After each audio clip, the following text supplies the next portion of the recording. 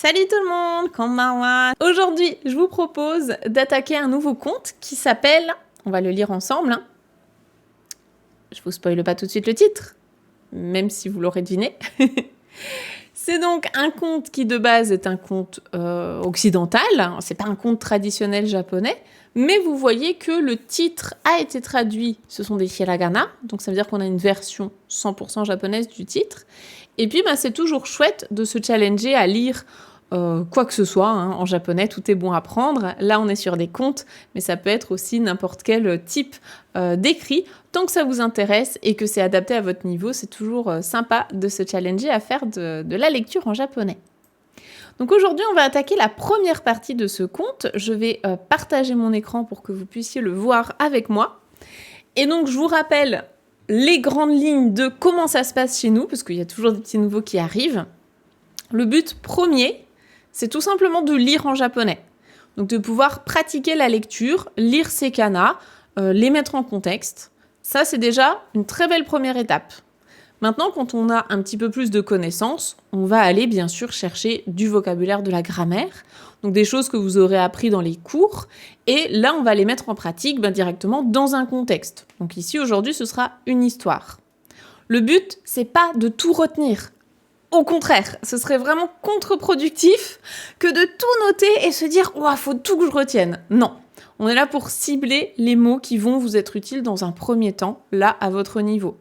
Donc aujourd'hui, dans le chat, il y a autant des grands débutants qui viennent de finir leur kana que des gens qui sont déjà au niveau GLPT 4. C'est très disparate comme niveau, c'est totalement ok. Chacun pioche ce qui lui convient. Donc effectivement, je vois qu'il y en a comme Marjo qui sont là pour réviser les hiragana. C'est très bien. Top. Et puis, bienvenue justement à tous ceux qui nous rejoignent. Et donc de base, effectivement, c'est un conte destiné, aux enfants. Vous allez voir, il y a très peu de kanji d'ailleurs dans ce livre. Ce qui nous permet de nous concentrer sur la lecture en hiragana. Alors plus on monte en niveau et plus on a besoin des kanji justement pour comprendre un peu ce qui se passe. Là, aujourd'hui, moi je vais vous aider. On va donc lire la première partie de l'histoire. Ce sera découpé en 3 parties au total. On fera 3 séances de lecture. Et écoutez, si vous êtes prêts, on est parti. On va déjà s'intéresser au titre de ce livre. Donc là, je vais demander justement aux grands débutants, les grands débutants qui viennent d'apprendre les kanas ou qui sont en plein apprentissage des hiragana, vous allez essayer de deviner comment se prononce le titre de l'histoire. Est-ce que vous arrivez à les reconnaître?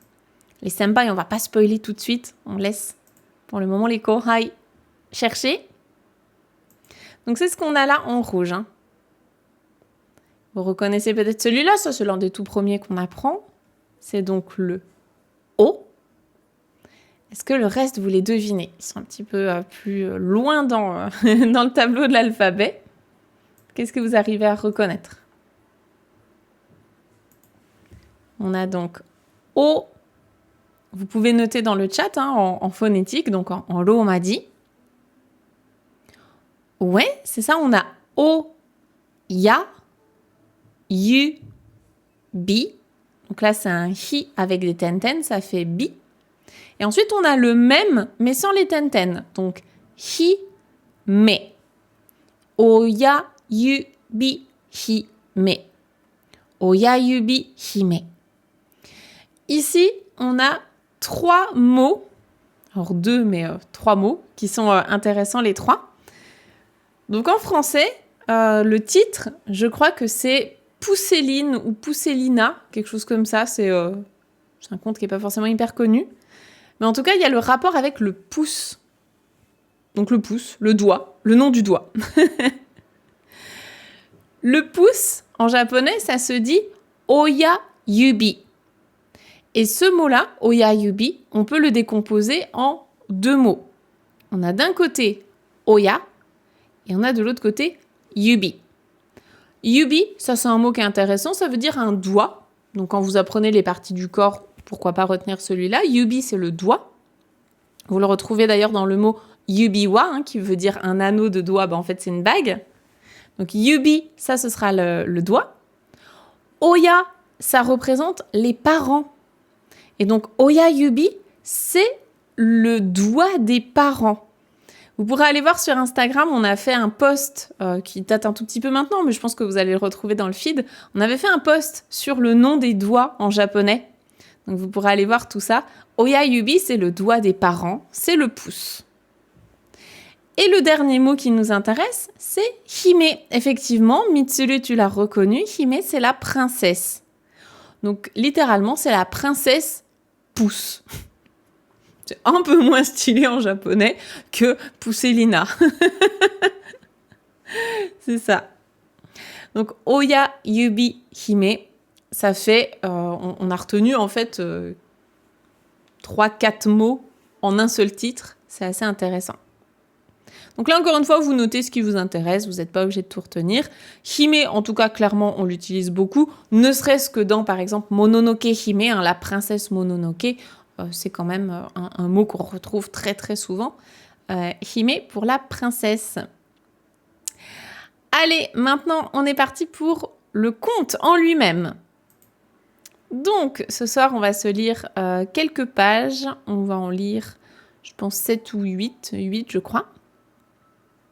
Alors, quand on lit en japonais, soit ça peut être horizontal comme chez nous, hein, les textes qui sont sur internet, voilà, c'est vraiment comme chez nous, horizontal de gauche à droite. Mais traditionnellement, le japonais, c'est écrit à la verticale de droite à gauche, comme dans les mangas.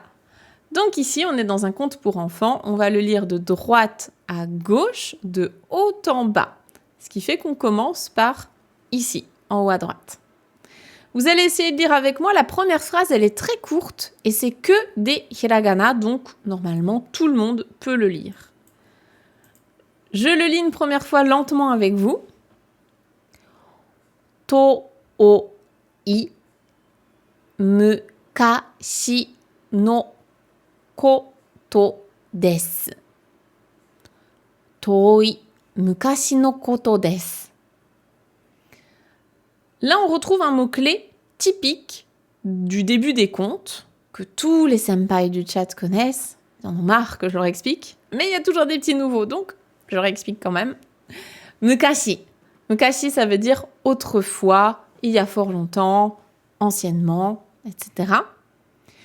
Toi, c'est un adjectif en i. Donc les adjectifs, on en parle dans la leçon 2 d'Objectif Japon. Je vous laisserai voir ça tranquillement, le fonctionnement grammatical qu'il y a derrière ça. Mais toi, vous pouvez retenir que c'est un adjectif qui signifie loin, éloigné. Donc loin, éloigné. Mukashi no koto. Koto, c'est un fait, quelque chose, un événement, un truc. Et des, ça on le voit dès la leçon 1, hein, c'est la base de la base en japonais. Ça va être ici pour dire être, c'est. Donc le cadre de l'histoire, c'est un événement, quelque chose de autrefois éloigné. Donc c'est sûr que par rapport au Japon, là, je sais pas si c'est les contes, je pense que c'est des contes, en tout cas c'est européen clairement, peut-être en Allemagne ou quoi, mais en tout cas c'est loin par rapport au Japon. Donc c'est un événement d'il y a longtemps, à un endroit éloigné. Voilà, c'est un truc éloigné d'il y a longtemps. Donc ça, c'est quand même des mots-clés intéressants en termes de vocabulaire. C'est des choses utiles. Ensuite, on va lire la deuxième phrase. Et là, vous voyez qu'on a des kanji qui arrivent. Et comme c'est un conte pour enfants, on a à chaque fois les furigana des kanji. Donc les furigana, c'est la lecture, la prononciation en kana, quand on ne sait pas comment on prononce ce kanji-là. On a ici « onna no hito ga mahou tsukai ni ai ni yatte kimashita ».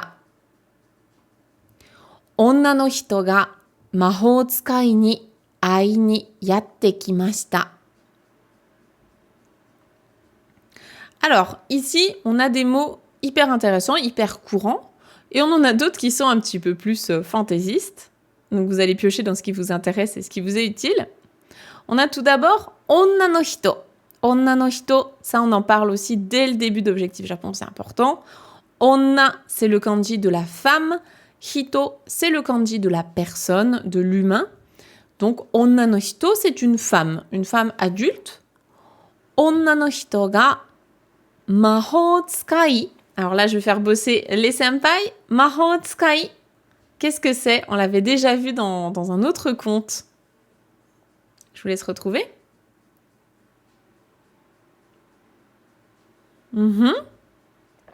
Yes, bien joué, bien joué, bien joué. Vous êtes au taquet. Effectivement, Maho, ça veut dire la magie. Et Maho tsukai, c'est quelqu'un qui utilise la magie, donc c'est un magicien ou une magicienne. Là, en l'occurrence, ça a l'air d'être une femme, donc on va dire une magicienne. Ni, ici c'est une particule grammaticale, et après on a des verbes. On a les verbes ai ni yatte kimashita. On aurait pu dire aussi ai ni ikimashita, ça aurait pu fonctionner très bien. Ai, c'est le verbe au, aimas, qui veut dire rencontrer. Donc si on avait les kanji, ce serait plus facile. Je pense que les élèves N5, N4, ça vous aurait aidé. Ai ni yatte kimashita, ça veut dire qu'elle est venue rencontrer, elle a débarqué, elle est venue rencontrer, donc une magicienne. Onna no hito, c'est le sujet de la phrase. Maho tsukai, c'est la personne qu'elle est venue rencontrer. Et donc ici, on a le verbe aller rencontrer quelqu'un, venir rencontrer quelqu'un. Donc une femme est venue rencontrer une magicienne, ou la magicienne, comme on veut. Ici, ce que vous voyez, ce sont des petits crochets, ça signifie qu'il y a quelqu'un qui parle. On est sur un dialogue, en tout cas des paroles. Donc les paroles, c'est la femme en question, la femme qui est venue rencontrer la magicienne. Qu'est-ce qu'elle dit? Elle dit « Kawaii kodomo ga hoshii no desu. Douka negai o kanaete kudasai. » Donc là, je vous laisse déjà reconnaître s'il y a du vocabulaire que vous avez déjà rencontré, que vous connaissez. Moi, je suis sûre qu'il y en a. Je suis sûre qu'il y a plusieurs mots là-dedans que vous connaissez en réalité. Et en attendant, je vais répondre à la question de Charline. Charline qui disait « Les deux ni, ça fait pas un doublon ?» Non, parce qu'ils n'ont pas la même utilisation. Ils ne servent pas à la même chose. Le premier ni, si je dis pas de bêtises en français, c'est le COI. La grammaire française, c'est pas mon fort. En japonais, je vois très bien à quoi ça sert. Je pense que c'est du COI en français. Et le deuxième, donc le premier, c'est elle rencontre qui? Elle vient à la rencontre de qui? Donc la magicienne.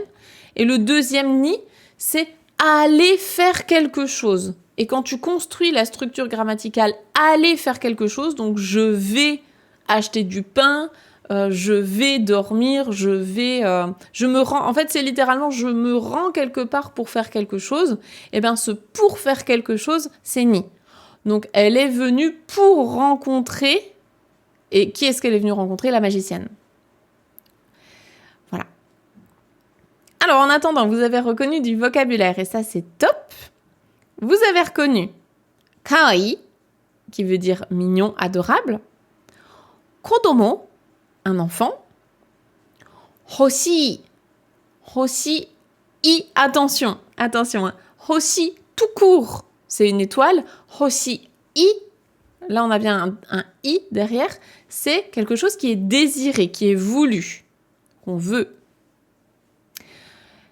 Ensuite, vous avez reconnu negai, qui veut dire un vœu, un souhait, effectivement. Et vous avez reconnu kudasai, la forme en kudasai, pour donner un ordre de manière polie, tout à fait. Eh bien, il vous manque pas grand-chose. Il vous manque douka, qu'on a déjà croisé dans d'autres contes précédemment, qui veut dire « je vous en prie », vraiment, quand on fait une demande, on veut insister « je vous en prie », faites quelque chose. Et il vous manque le verbe qui est « kanaeru ». Donc « negai o kanaeru », ça veut dire « exaucer un vœu ». Normalement, avec tout ça, vous pouvez comprendre ce qu'on raconte. La première phrase, c'est « kawaii kodomo », donc un enfant mignon, un enfant adorable, « ga hoshii no desu ». On pourrait enlever le no, ce serait exactement pareil. Le no ici vient juste renforcer sa demande, mais elle pourrait juste dire « kodomo ga hoshii desu ». Donc je veux un enfant, je désire un enfant. Quand vous mettez un nom plus ga hoshii, ga hoshii desu, forme polie, c'est je veux quelque chose, j'ai envie de quelque chose. Donc ça, on en parle dans la leçon justement sur les envies. Il y a une leçon sur les envies dans Objectif Japon, on voit ça entre autres. Donc je désire un enfant mignon. Un adorable enfant. Hein. Douka, je vous en prie. Negae o kanaete kudasai. Je vous en prie, exaucez mon vœu, s'il vous plaît. Exaucez mon rêve, mon vœu, mon souhait, s'il vous plaît. Exaucez ma demande. Voilà pour cette première page. Donc là, en termes de vocabulaire, à part peut-être un ou deux mots du type Maho tsukai, c'est un peu plus avancé, et puis le verbe exaucer, le reste, c'est vraiment du vocabulaire que vous allez voir tout de suite, un niveau débutant, c'est que des choses hyper intéressantes. Donc tout ça c'est intéressant. Vous n'êtes pas obligé de tout retenir là, maintenant, tout de suite. Vous pouvez sélectionner un ou deux mots et vous concentrer dessus, ce sera déjà super. Et clairement, pour les N4, là, pour vous, tout est intéressant. Vous pouvez tout noter. Tout est chouette. Est-ce que là-dessus, ça va? Est-ce que on peut passer à la suite? Alors, Lionel qui dit, pourquoi le kanji de l'enfant ne suffit pas? On ajoute mo. Ah, domo. Ah, ok. Pourquoi on peut pas juste dire kawaii ko ga hoshii no desu? Alors, kodomo, le mot kodomo en lui-même, c'est enfant. Et parfois, j'ai plus envie de le voir dans ce sens-là. Kodomo, c'est un enfant ou des enfants. Ko, tout court, quand il est raccourci, tu vas souvent plutôt le voir dans une construction une petite construction. Par exemple, onnanoko, c'est une fillette, une petite fille. Ou bien, quand tu le mets devant un autre mot, comme un nom d'animal, par exemple, ko neko, c'est un bébé chat, un chaton. Ko inu, un petit chien, un chiot. Mais souvent, c'est plutôt kodomo, quand on dit vraiment j'ai des enfants, je n'ai pas d'enfants, je veux des enfants, je ne veux pas d'enfants. C'est plutôt kodomo que tu utilises en entier.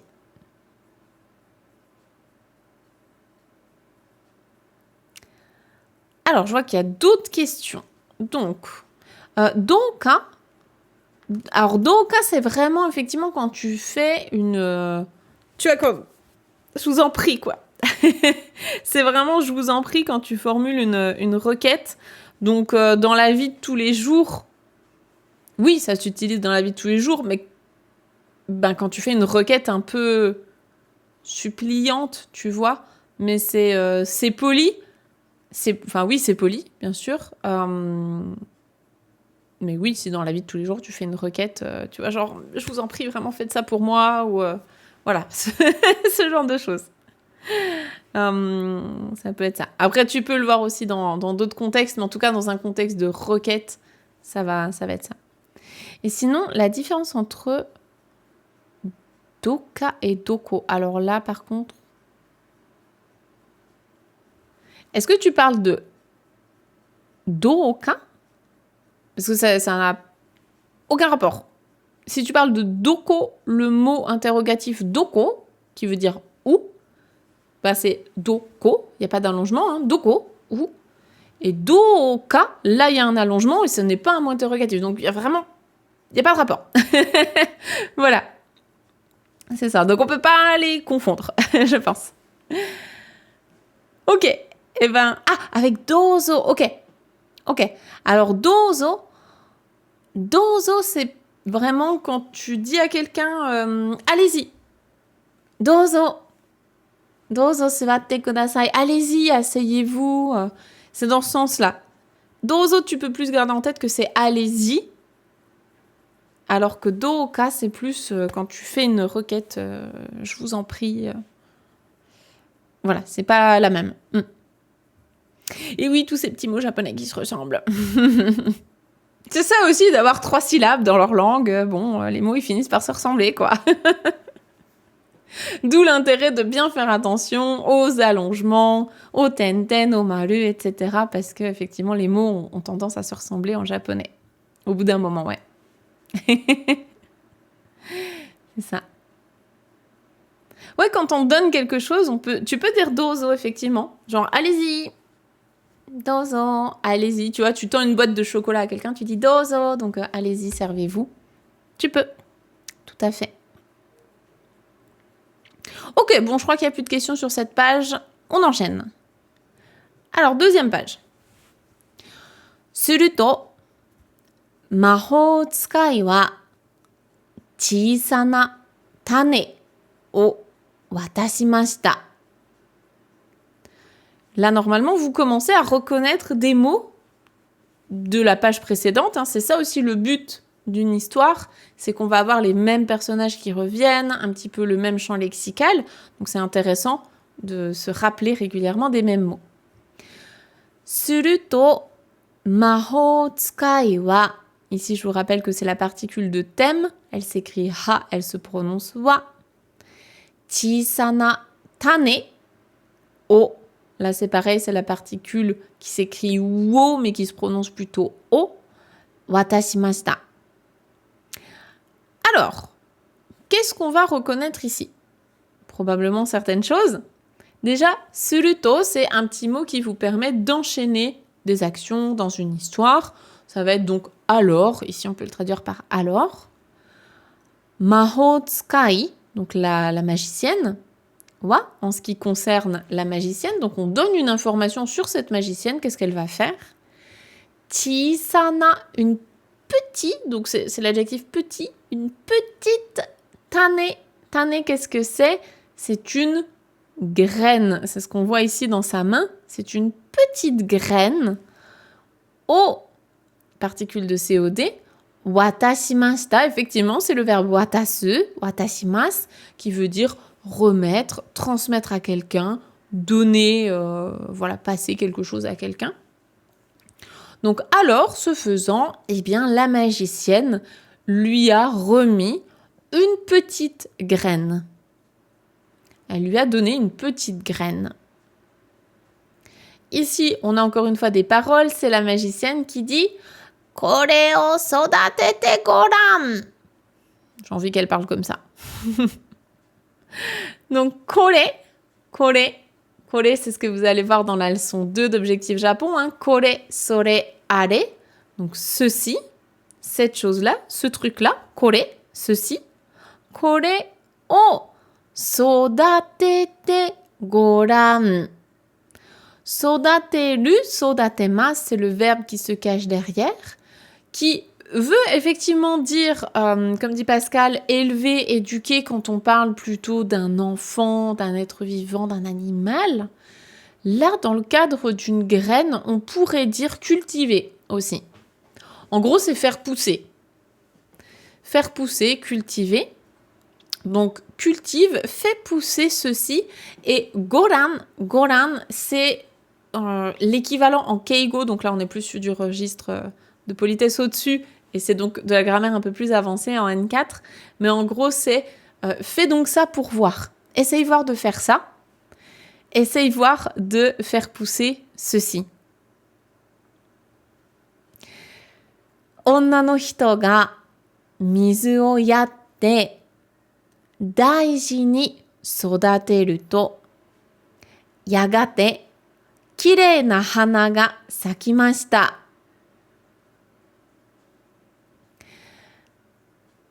Donc, ici, normalement, vous reconnaissez des mots de vocabulaire qu'on a vus juste avant. On va essayer de les retrouver. Et peut-être que vous en connaissez d'autres. Alors, on reconnaît onna no hito. Onna no hito qui est donc la femme qui avait voulu un enfant, qui a demandé. Onna no hito ga mizu. Mizu, ça c'est un mot hyper important. Le kanji aussi est très important. Ça va vous servir au Japon. Mizu, qu'est-ce que c'est? C'est de l'eau. Donc de l'eau. O yatte. Ici, le verbe yaru, yarimasu, dans ce sens-là spécifique, c'est donner de l'eau, donc verser de l'eau. On a une leçon justement dans la formation N4, c'est sûr. Peut-être à la fin de la formation N5 aussi, quand on voit les différents verbes pour dire donner. En tout cas, yaru, yarimasu, dans ce sens-là, c'est donner de l'eau. Donc ici, à une plante, à une graine. La femme a donc donné de l'eau. Et daiji ni sodateru. Elle l'a donc cultivé, fait pousser, en y prenant vraiment, en y faisant attention. Daiji ni, en prenant soin, en faisant attention de manière soigneuse. daiji ni sodateru to, donc en la faisant pousser de manière attentionnée, eh bien, yagate, ça c'est un mot qu'on voit souvent dans les contes, c'est au bout d'un certain temps. Kirei na hana. Kirei, c'est un adjectif en na qui veut dire beau, belle.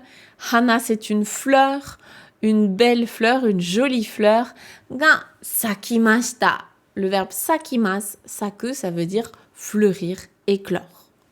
Donc au bout d'un certain temps, une belle fleur a éclos. Et donc là, pareil, vous allez sélectionner les mots qui vous intéressent. Vraiment, les mots extrêmement importants pour les débutants, c'est mizu pour l'eau, hyper utile lors d'un voyage au Japon. Kirei, l'adjectif beau, belle, ça aussi c'est hyper utile. Et puis hana pour les fleurs, ça aussi c'est un mot important. Alors je vois qu'il y avait des questions. Alors sodateru, oui, effectivement, c'est tout ce qui est élevé, éduqué, mais là, on spoil un peu, mais on est à mi-chemin entre prendre soin d'une plante et prendre soin d'un enfant. C'est un peu les deux en même temps. Ueru, c'est vraiment plus planté. Ueru, c'est que pour les plantes. Sodateru, ça peut être aussi là dans le sens de la plante. Ensuite, la différence entre Chisai et Chisana, j'ai expliqué ça dans une vidéo YouTube. Comme c'est une question qui revient chaque semaine, je vous renvoie vers la vidéo YouTube, c'est plus simple.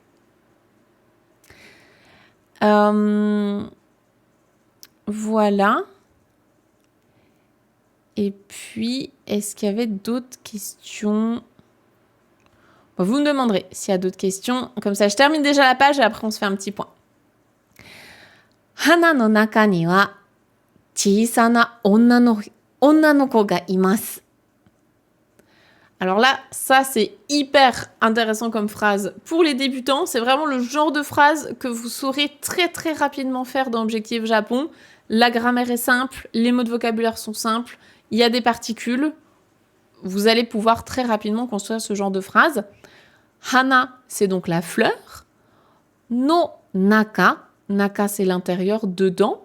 La particule no, c'est la particule d'appartenance.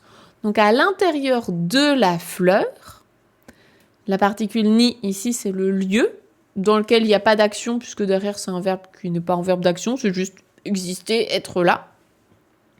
On a rajouté une deuxième particule là pour vraiment renforcer donc, le thème de la phrase. À l'intérieur de la fleur, qu'est-ce qu'il y a ? Eh bien, il y a chisana onna no ko, donc une petite jeune fille, une petite enfant fille, ga imasu, il y a. Imasu, je vous rappelle, c'est un verbe pour dire il y a quelqu'un. En fait, ça ne s'applique que pour les humains, les animaux. Ça ne fonctionne pas pour les objets. C'est tout ce qui peut se mouvoir. Donc ça, imasu, c'est un verbe que vous voyez dès la leçon 3 d'Objectif Japon. On apprend à l'utiliser. Donc à l'intérieur de la fleur, il y a une petite fille. Une petite. Chisai. Elle est petite. Une toute petite fille. Effectivement, c'est dans une fleur déjà. Elle n'est pas grande. Voilà.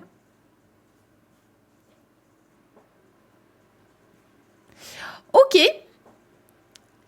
Eh bien, écoutez, est-ce qu'il y avait d'autres choses ?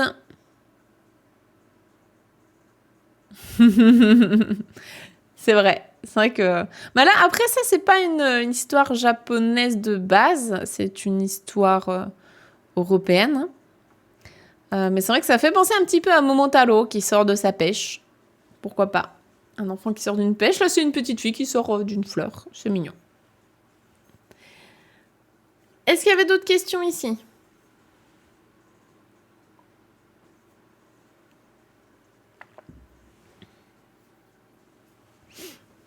C'est vrai, Kaguya Hime.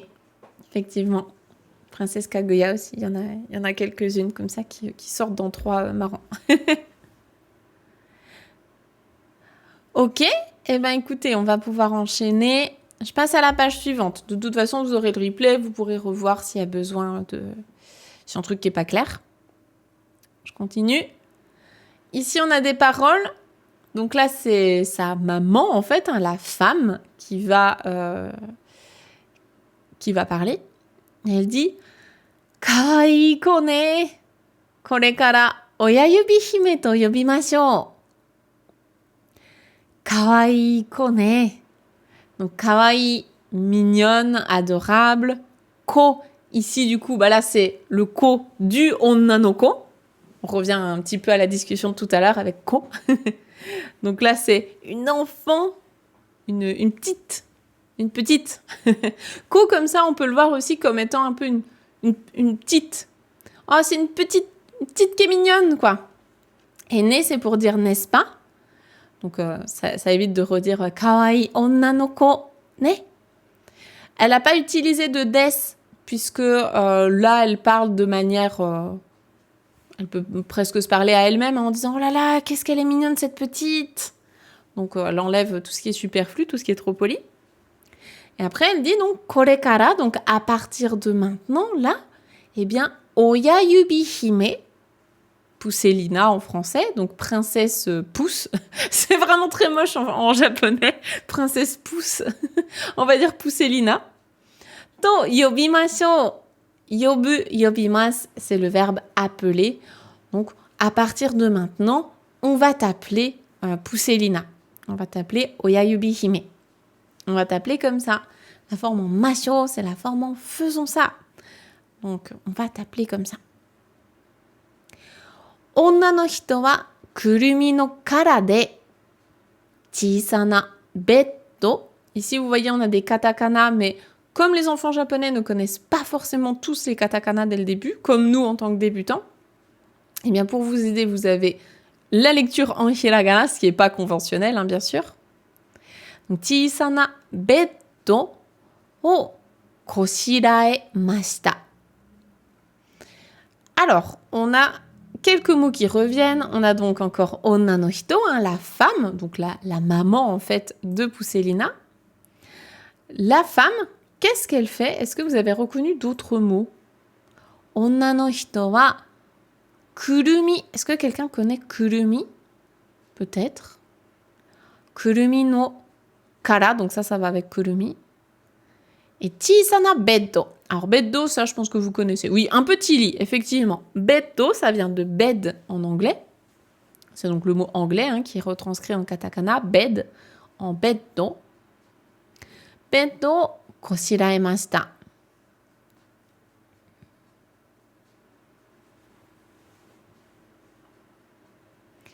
Alors, kurumi. Kurumi, c'est une noix. On le voit pas super bien sur le dessin, mais c'est une noix, donc le fruit, la noix. Ouais, c'est ça. C'est ça. C'est une noix. Et donc, kurumi no kara, ça veut dire la coquille de noix. Kurumi no kara de, donc dans une coquille de noix. Chisana beddo, un petit lit. O koshiraemashita, elle lui a confectionné, en fait. Là, c'est un verbe un peu plus compliqué, vous n'êtes pas obligé de retenir ça. Elle lui a confectionné un lit, un petit lit, dans ou à l'aide d'une coquille de noix. Donc, la femme a confectionné un petit lit dans ou à l'aide d'une coquille de noix. Voilà, là, c'est vraiment du vocabulaire complémentaire pour ceux qui veulent creuser. Beddo, bien sûr, ça, c'est important. C'est un mot basique, le lit. Orei ni. Je viens de capter que c'était c'est un faux ami avec le français. Orei. Parce qu'à un moment avec Aurélie, on s'amusait à trouver tous les faux amis, des mots japonais qui se prononcent comme en français. Orei, je l'avais jamais pensé que ça ressemblait à oreille. Voilà. On pourra se le noter, Aurélie, si un jour on veut reprendre notre liste de faux amis.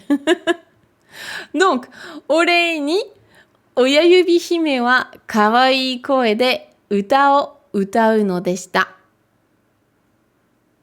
Effectivement, orei, ça veut dire la gratitude, le respect, le remerciement, la gratitude, tout ça. Donc, en guise de remerciement, de gratitude, eh bien, oyayubi hime, qu'est-ce qu'elle a fait? Kawaii koe. Koe, c'est la voix. Donc, la voix avec laquelle on parle, ou en l'occurrence, on chante. Donc, d'une voix adorable. Uta, une chanson. O utae, chanter une chanson. No deshita. Donc là, c'est juste pour expliquer ce qu'elle a fait avec la forme en no des. Elle a chanté une chanson avec une voix adorable, en guise de gratitude, de remerciement, de respect. C'est ça. C'est ça. Kurumi, on le voit souvent avec une écriture en hiragana, je dirais. Je pense que je le vois plus avec des hiragana. Après, ce que tu peux faire, tu vois, typiquement, quand tu te poses ce genre de questions, un truc qui est pas mal, c'est tu tapes le mot. Bah, par exemple, ici, tu tapes le mot en kanji dans Google et tu regardes le nombre de résultats de recherche. Et après, tu le tapes en hiragana et tu regardes le nombre de résultats de recherche.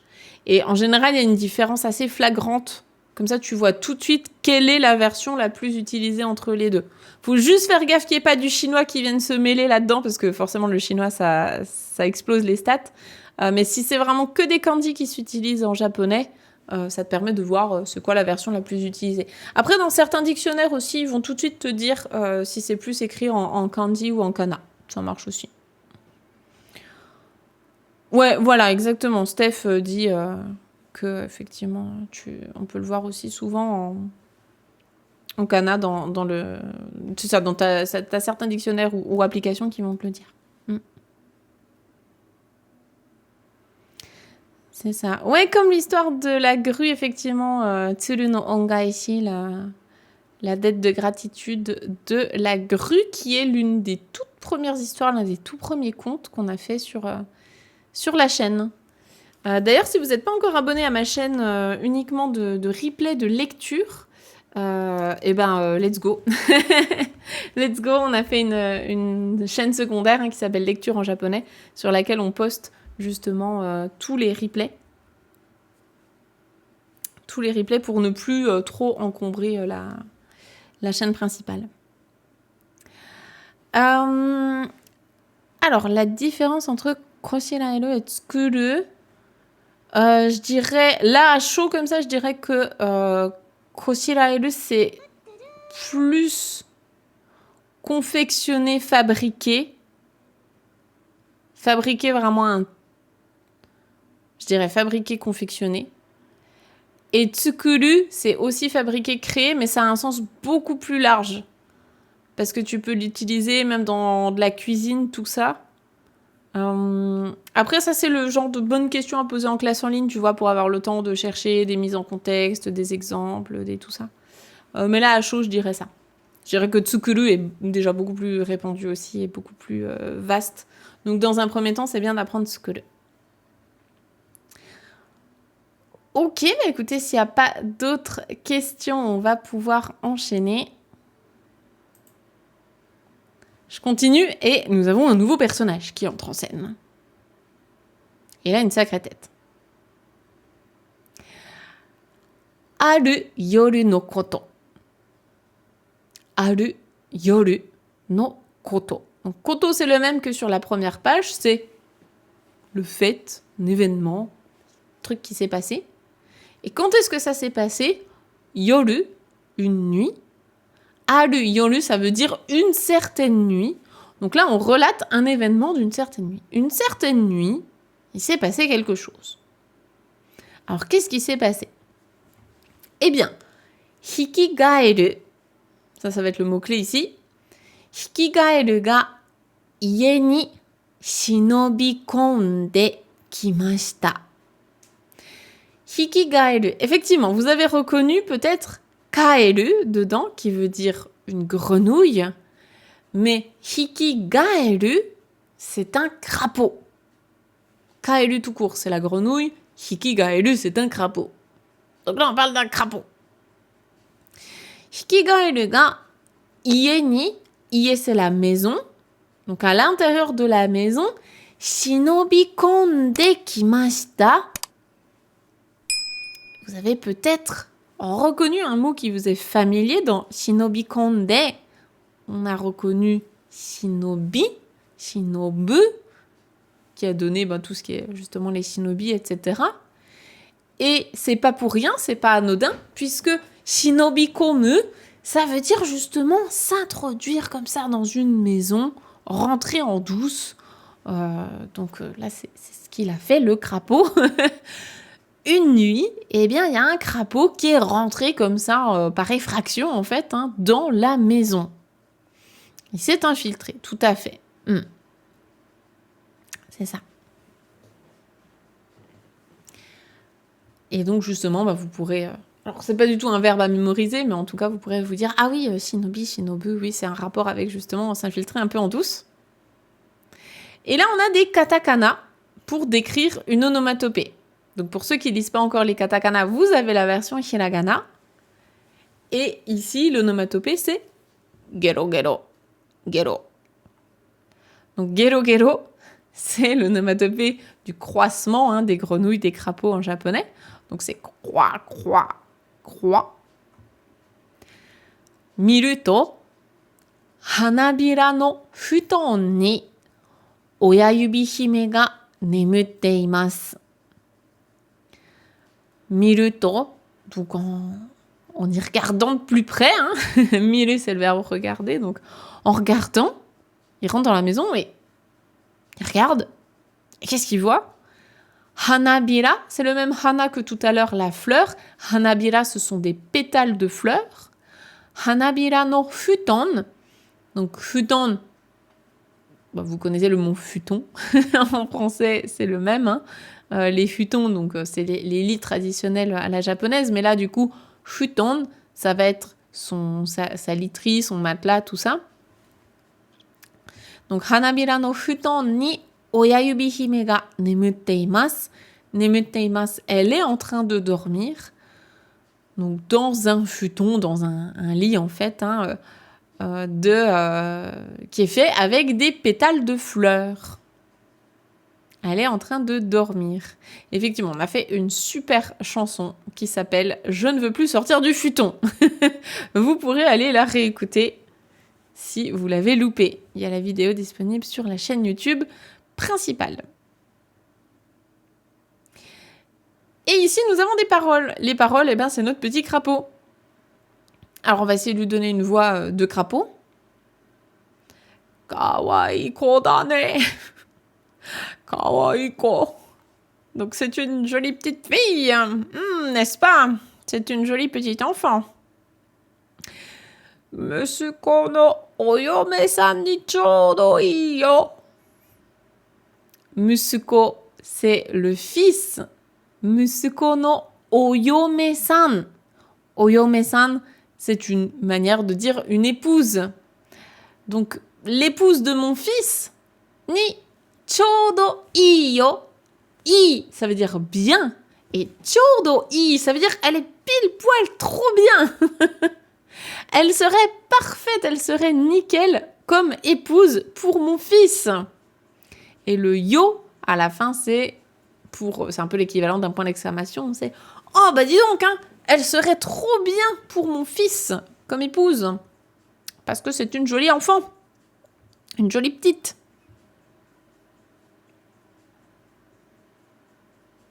On ne fait pas ça, monsieur Crapaud. On ne fait pas ça. Qu'est-ce que vous pensez qu'il va faire? Avec sa tête là de crapaud fripon là. Qu'est-ce qu'il va faire le crapaud? Eh ben, malheureusement, on en est là. Malheureusement, on en est là.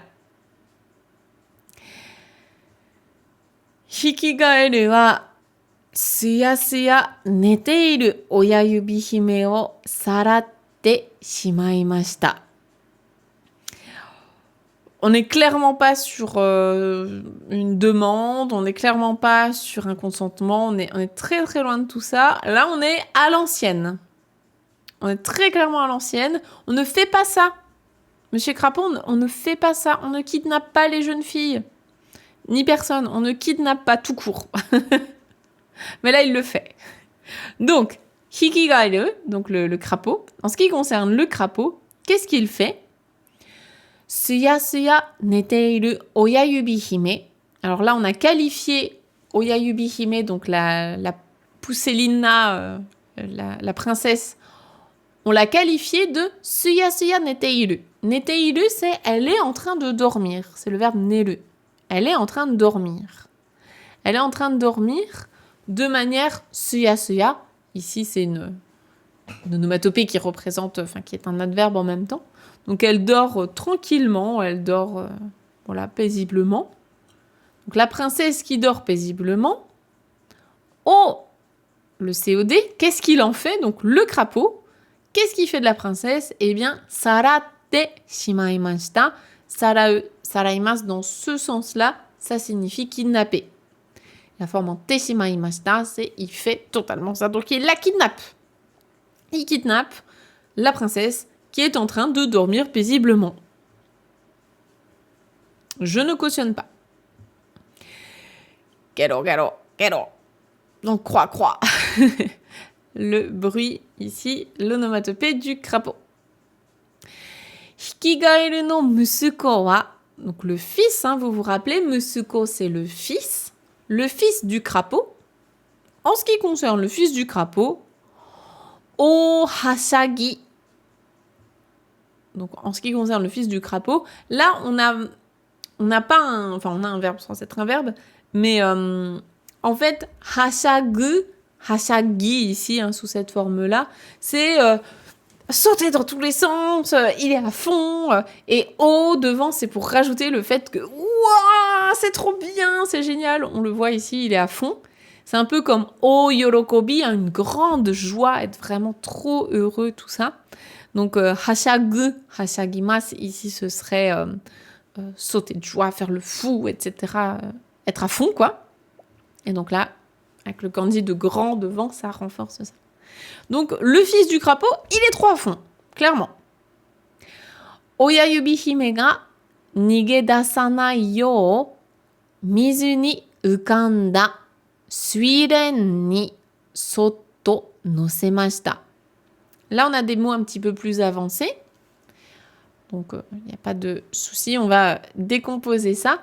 C'est assez intéressant pour les N4 notamment, parce qu'il y a une petite structure grammaticale qui nous intéresse. Donc, oyayubi hime ga nigedasanai.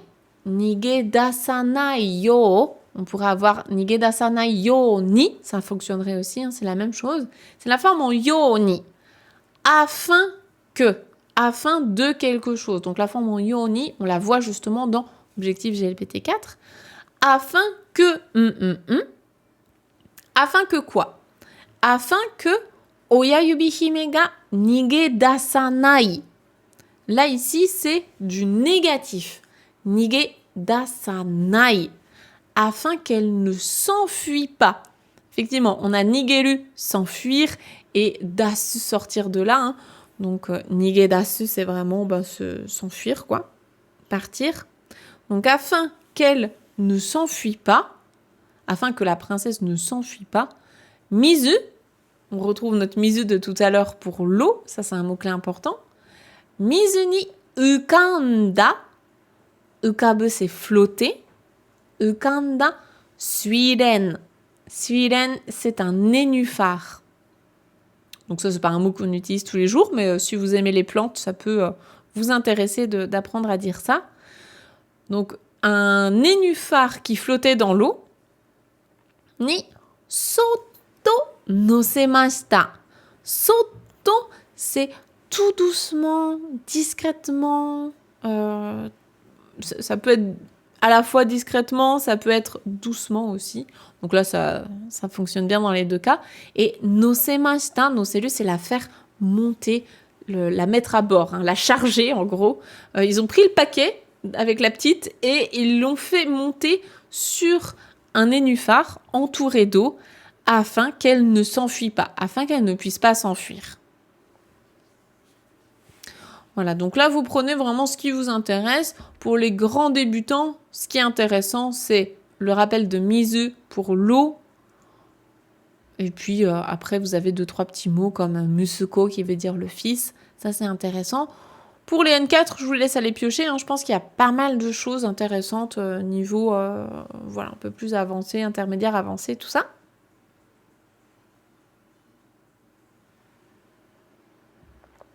Est-ce que là-dessus, il y avait d'autres questions?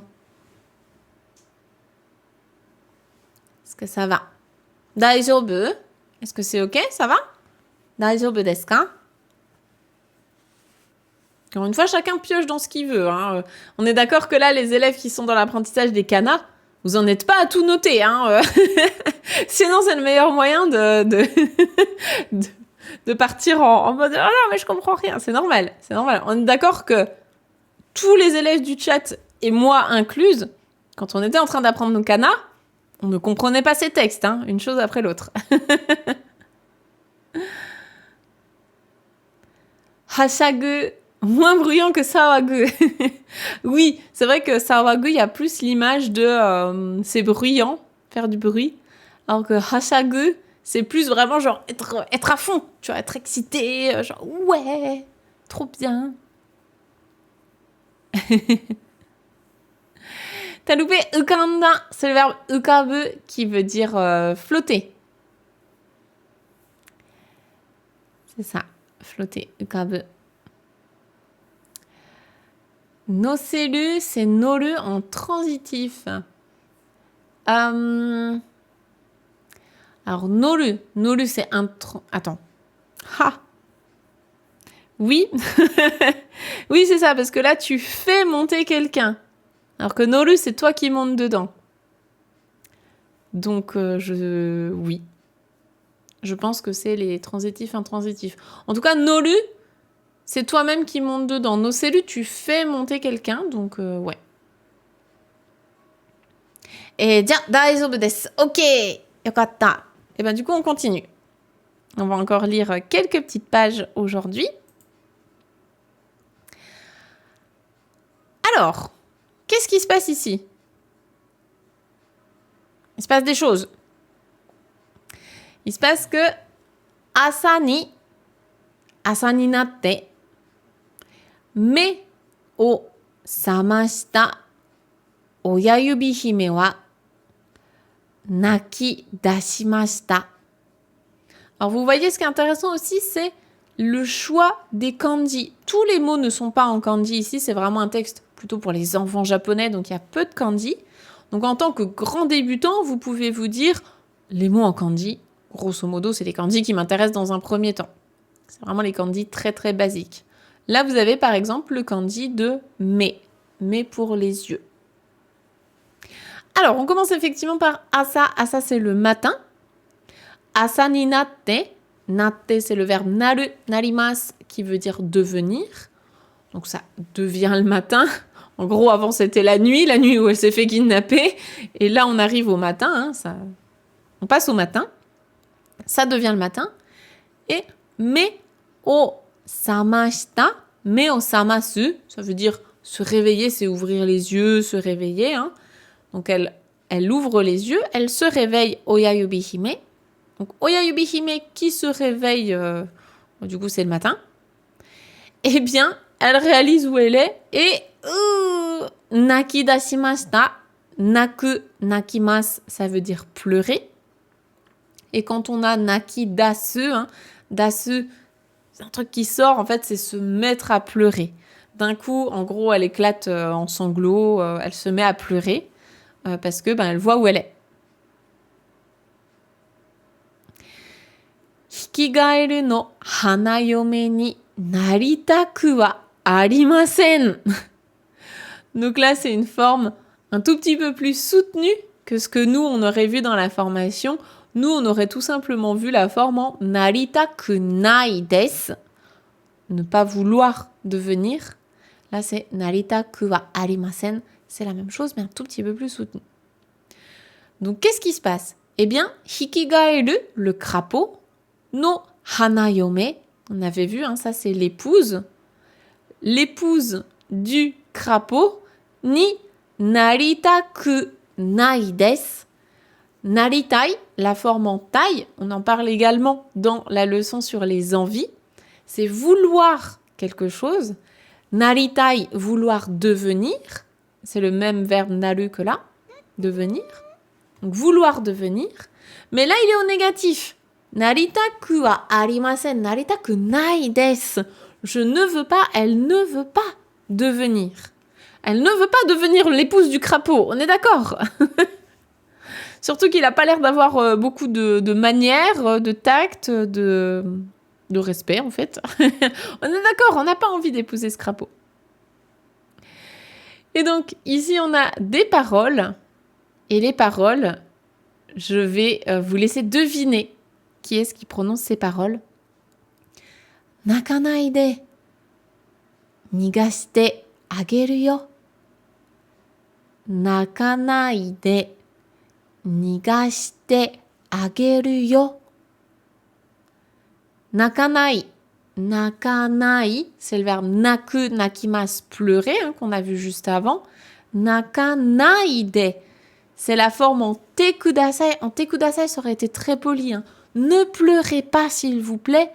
Là, c'est plus court, c'est plus familier du coup. Ne pleure pas. Ne pleure pas. Ne pleure pas. Nakanai de, ne pleure pas. Nigashite ageru yo.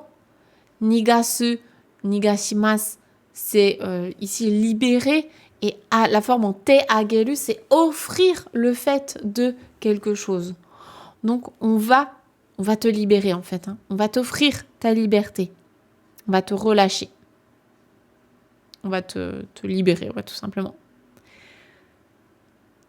Et effectivement, qui est-ce qui peut dire ça? Hai, sakana, sakana tachi. Ce sont les petits poissons. Et on l'a ici, sakana tachi. Sakana tachi ga suiren no kuki o. Ça aussi, kuki, c'est un faux ami qu'on peut noter. Suiren no kuki o kamikitte kuremashita. Donc, sakana, le poisson, ça c'est un mot important. Tachi, pour le suffixe du pluriel, les poissons, ça permet de savoir qu'il y en a plusieurs. Puisqu'en japonais, de base, on ne sait pas s'il y a un ou plusieurs. Il n'y a pas de singulier pluriel en japonais. Donc, quand on veut préciser qu'il y en a plusieurs, on rajoute tachi derrière. Sakana tachi, les poissons ou des poissons. Ga suiren no kuki. Suiren, c'est donc le nénuphar. Kuki, c'est pas un cookie. C'est la tige. Vous la voyez ici. La tige du nénuphar. O kamikitte kuremashita. Kamikiru, en fait, c'est mordre et couper en même temps. Donc, c'est couper avec des dents. Est-ce que les poissons ont des dents? Il n'y a pas une histoire comme quoi les poissons, ils ont des toutes petites dents un peu dégueulasses comme les escargots, non? Il n'y a pas un truc comme ça? Ou en fait, on dit toujours que les poissons, ils n'ont pas de dents, mais ils ont quand même des dents. C'est comme les poules. Les poules, elles ont des espèces de mini-dents. C'est pas vraiment des dents, mais c'est quand même un peu des dents. Il n'y a pas un truc comme ça? En tout cas, kamikiru, de base, c'est coupé avec des dents, quoi. Ouais, les requins. Bon, on est d'accord. Là, je crois pas que ça soit des requins. Pas mal de poissons ont des dents, on est d'accord. Là, c'est pas des petits requins, justement des petits poissons de rivière. Bon, en tout cas, ils coupent. Ils grignotent. Ouais, c'est ça. Ils rongent, oui. Avec leurs dents de hamster. Voilà. Ils coupent. Bon, en tout cas, ils grignotent le truc avec leur bouche, quoi. Donc, ils coupent la tige du nénuphar. Donc, les petits poissons au pluriel coupent la tige du nénuphar en la grignotant. Et la forme en te kuremashita, du coup, il lui offre ça. C'est peut-être des piranhas, écoute. Peut-être que dans les rivières je sais pas où elle est, l'Allemagne ou quoi, peut-être des poissons un peu bizarres. En tout cas, c'est ça. Kamikiru, c'est couper avec les dents de base. C'est ça. Donc là, il y avait encore des choses intéressantes. Pour les élèves, j'allais dire plus avancés, mais même non, en fait. On est même sur du N5. Franchement, à la fin d'Objectif Japon, ça, c'est des phrases qui vont pas vous poser de problème. C'est que des formes grammaticales qu'on voit, la forme en te kuremasu, la forme en te agemasu, la forme en tai, takunai. Tout ça, c'est des bonnes révisions. Et donc, que va-t-il se passer, effectivement? Qu'en pensez-vous?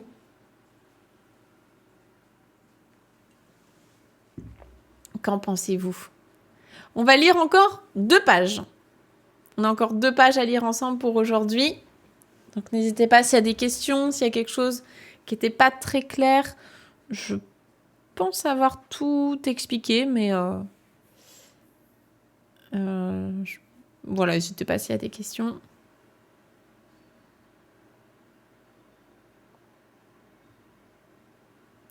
Eh bien écoutez, si ça va, on continue avec l'avant-dernière page du jour. Alors, que va-t-il se passer? Couper avec les dents, ronger, oui, bon, en fait, c'est la même idée. Hein. C'est ça. Ce qui compte, c'est de comprendre que c'est un truc que tu coupes en le mordant avec tes dents.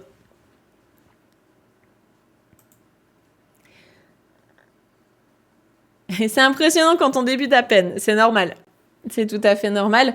Et en fait, c'est ça qui est génial, c'est qu'au fur et à mesure de ta progression, tu vas voir à quel point tu comprends de plus en plus.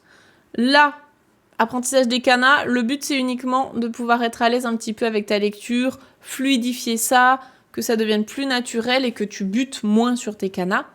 Et puis d'ici 1 mois, tu auras appris plein de mots de vocabulaire, la grammaire, etc. Tu vas commencer à repérer des particules, des adjectifs, tout ça. Dans 2 mois, tu auras appris beaucoup plus de choses. Alors imagine dans 6 mois, imagine dans 1 an. Dans 1 an, ça te pose beaucoup moins de problèmes.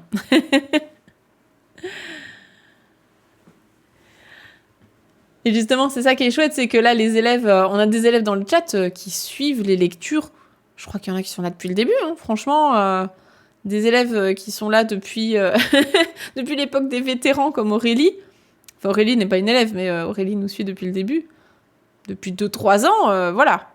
Il y a quand même des vétérans qui sont là et qui se sont vus bien progresser depuis le temps.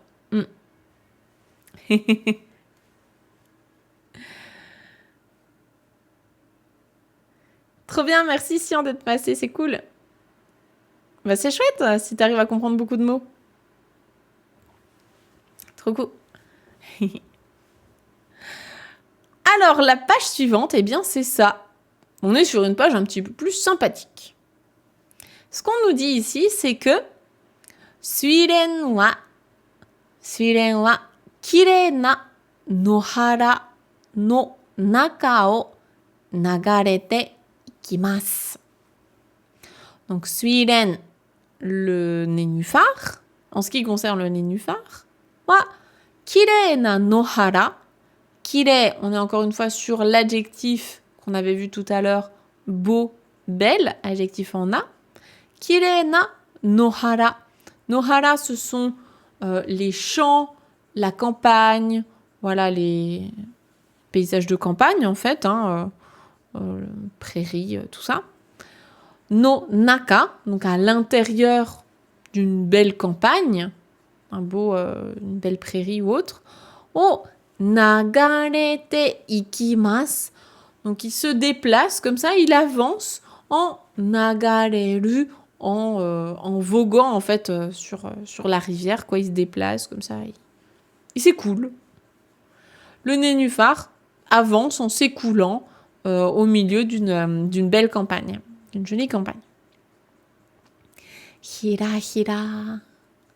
Hira hira, c'est une onomatopée qui désigne tout ce qui va un petit peu comme ça volter au vent. Donc on le retrouve souvent quand on parle des pétales, notamment les pétales de cerisier. Hein, quand il y a un coup de vent et que les pétales de cerisier volaient... Ah bah regardez, je suis dans mon petit carré là et il y a ça en gif. Et ben c'est exactement ça. C'est exactement ce que je suis en train de mimer. Le hira hira, donc comme les pétales de cerisier qu'il y a sur le gif. Et ça fonctionne aussi pour les papillons. Pour les papillons, désolée Aurélie. C'est également l'onomatopée des petits papillons qui font hira hira. Et justement, on va parler de papillons avec chocho. Alors chocho, là ça m'a étonnée de le voir sans allongement.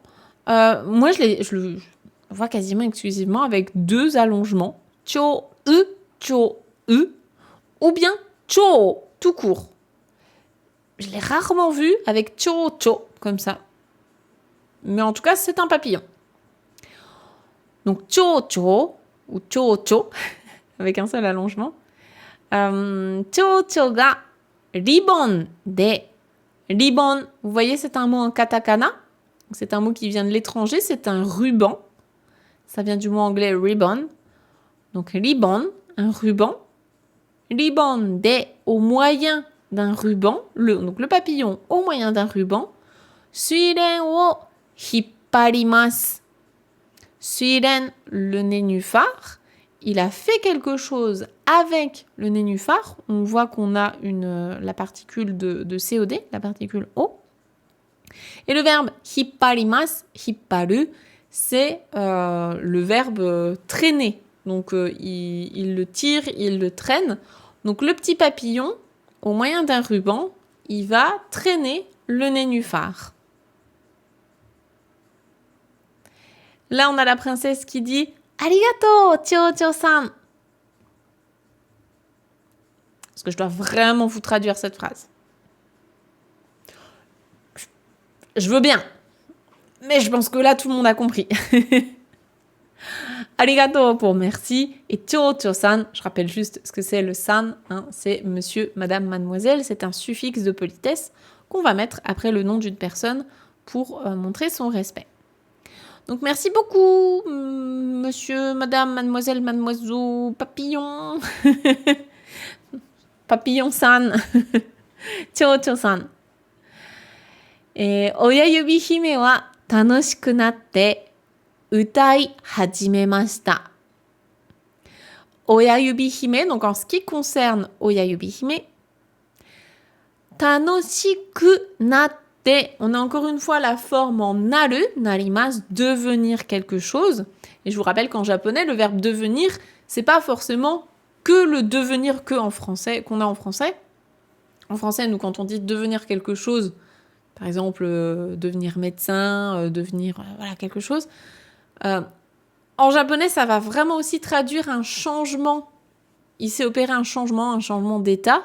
Donc là, avant, elle était assez inquiète, elle a même pleuré avant. Et bien là, elle devient tanoshi. Tanoshi. Donc effectivement, tanoshi, c'est agréable, sympa, fun, amusant. En fait, c'est pour traduire que elle est passée de triste à dans un bon mood, quoi. Ça va mieux, en fait. C'est ça, joyeuse, en fait, on pourrait dire en français. En tout cas, ça l'amuse. Et je vous rappelle également que pour construire la forme en naru, narimasu, avec le verbe naru, hein, quand on a un adjectif en i devant, le i final se transforme en que. Donc, tanoshiku natte, elle est devenue amusée, on va dire. Et utai, chanter, hajimemashita, commencer, débuter. Donc, utai hajimemashita, elle s'est mise à chanter. Elle a commencé à chanter. C'est l'effet papillon.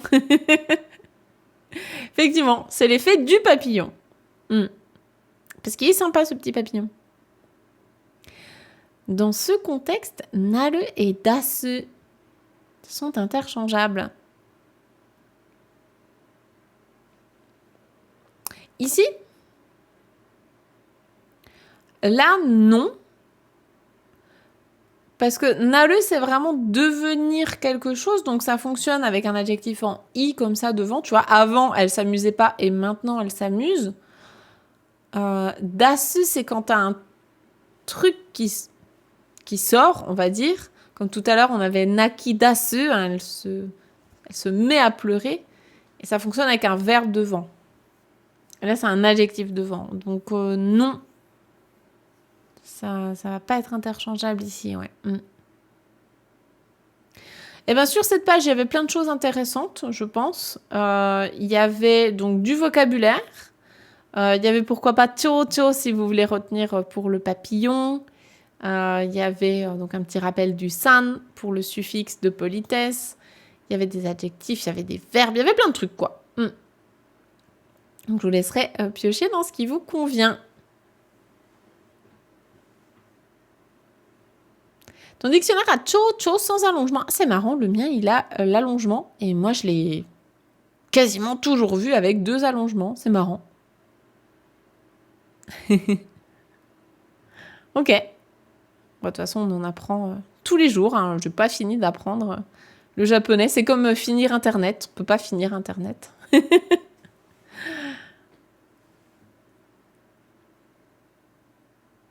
Cho-Cho-san, c'est le nom du personnage de l'opéra de Puccini. Ok, sympa la petite anecdote. Le Disho a les deux, ok, les deux, et il dit que celui avec l'allongement est commun. Bah, moi, vraiment, en fait, je vois souvent soit juste Cho tout court, soit Cho avec les deux allongements, mais Cho, rarement. Bon, c'est du détail, hein. De toute façon, dans tous les cas, on comprend ce que c'est. Eh bien, écoutez, on va terminer avec la dernière page pour aujourd'hui. C'est celle-ci. Et nous avons un nouveau personnage qui rentre en jeu. C'est lui. Et qu'est-ce qui se passe? Donc là, on est en train de développer tout notre champ lexical des insectes. On est parti. Après le papillon, nous allons avoir monsieur le scarabée. Alors, on a d'abord un boon. Donc, boon. Je ne sais pas exactement comment le formuler à voix haute, hein, mais c'est le vroom, comme ça. Le bruit, en fait, que font les insectes qui volent, genre, vroom, comme ça. Donc, boon. Kuki o furuwasete, kogane mushi ga yatte kimashita. Ils sont relous, les animaux. Petit peu. Dans ce conte, petit peu relou. On va pas se cacher. Alors, Kuki, à ne pas confondre avec cookie tout à l'heure pour la tige. Là, c'est bien cookie avec un allongement. C'est toujours pas un cookie. On n'est toujours pas en train de parler de biscuit. Cookie, ça veut dire l'air. Donc, l'air qu'on respire.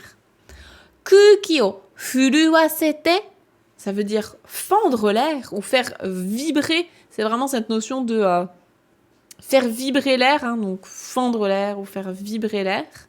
Kuki o furuwasete, kogane mushi.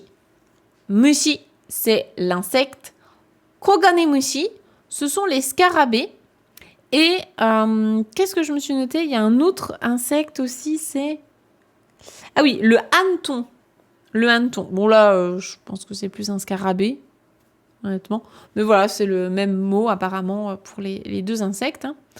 En tout cas, kogane mushi, c'est vraiment ceux qu'on imagine. Hein, vous savez, les scarabées bien brillants là. De base, c'est plutôt eux. Donc, un scarabée qui fait vibrer l'air, ga yatte kimashita. Il a débarqué comme ça, il a déboulé. Il débarque dans la scène et il a entendu probablement la princesse chanter juste avant. Et donc, effectivement, il se dit ya kawaii na. C'est un peu, je l'imagine, c'est un peu un gros bolos, hein, le scarabée. Donc, waouh, elle est mignonne, hein, celle-là. Ya kawaii na. Omae wa boku no yome-san da zo.